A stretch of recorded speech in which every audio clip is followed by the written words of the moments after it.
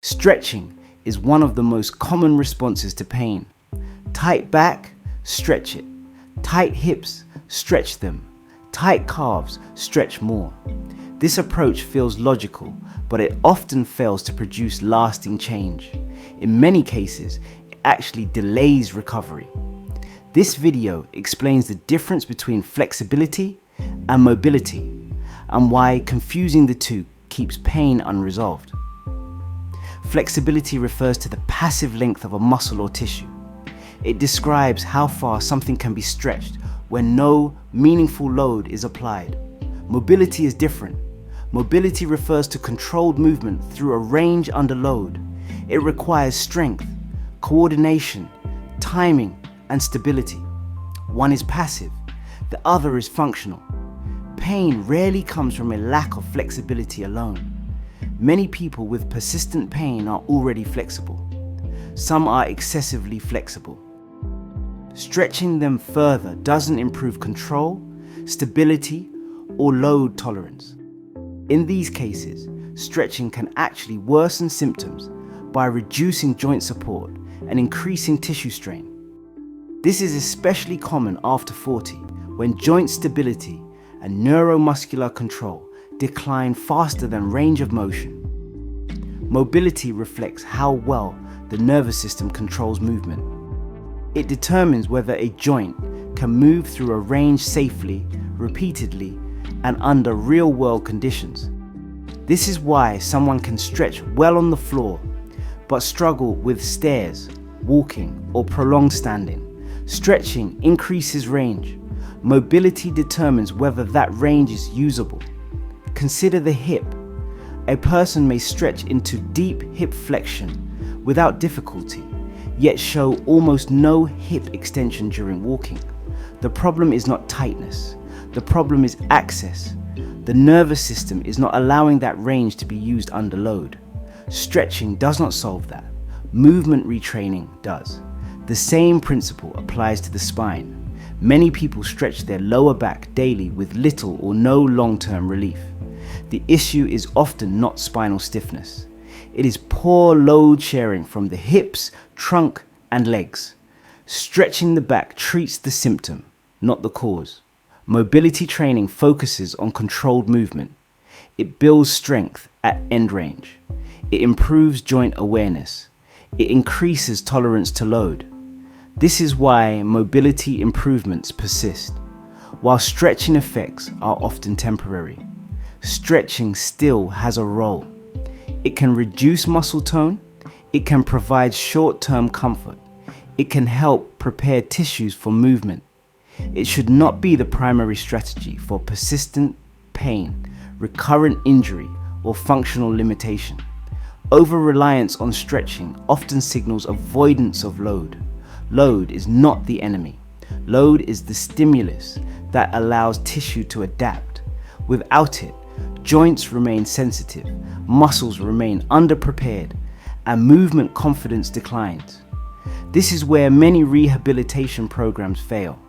They remove load instead of managing it. They stretch instead of teaching control.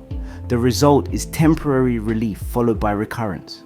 At this point, it is important to recognize that tissue adaptation does not happen in isolation.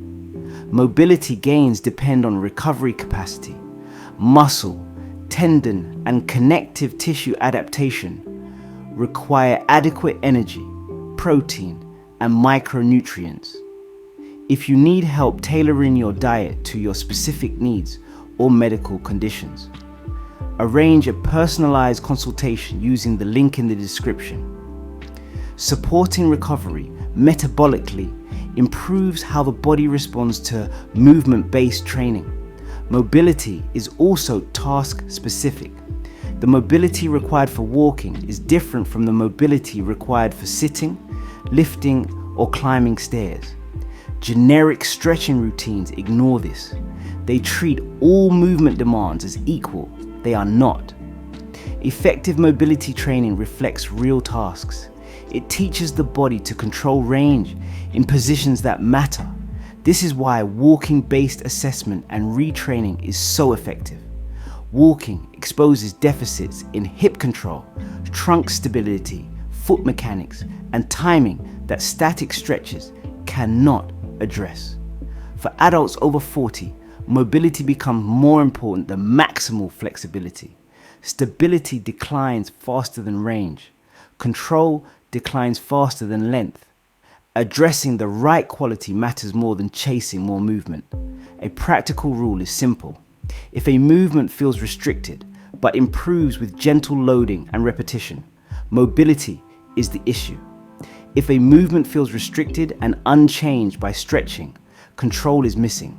Stretching further will not fix it. Another indicator is symptom behavior. Pain that improves during movement but returns with inactivity often reflects poor mobility and load tolerance.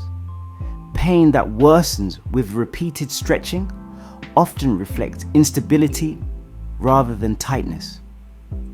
Mobility training does not need to be complex. It needs to be specific. It needs to be progressive. It needs to respect tolerance. Small improvements in control often produce larger reductions in pain than large increases in flexibility. Not all pain is movement related. Inflammatory conditions, neurological symptoms, or structural instability require proper assessment. For most musculoskeletal presentations seen in adults over 40, restoring controlled movement resolves symptoms more effectively than increasing passive range. Mobility training restores confidence in movement. Stretching alone does not.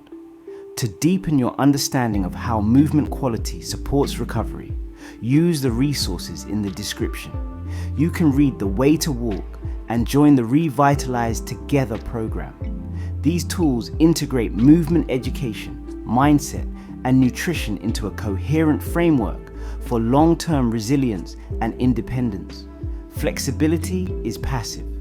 Mobility is usable. Pain responds to what you can control under load, not how far you can stretch.